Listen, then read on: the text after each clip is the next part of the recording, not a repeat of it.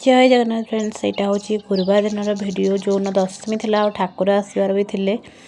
तो से दिन ना कौन है ना चाह बसई गैस से चाटा पूरा ठंडा उठे मो ऊपर पड़गला। देन से लुगाटा को चेंज कर आउट लुगा पिंधली जेहतु मो बेड़ा बहुत खराब चलती। देन खरा बेला खाए डालमा अलरेडी मुझे करदी आ पिठा पिठा छाणी सरू सरू पाखापी 4टा 4:30 हो जाता। तो से मो देह टिके खराब हाँ स्टार्ट होता। तापर रात की बहुत सीरीयस हो जाता। मुझे हॉस्पिटल मैं जाइए देखा लगी ऑक्सीजन लगा लगी।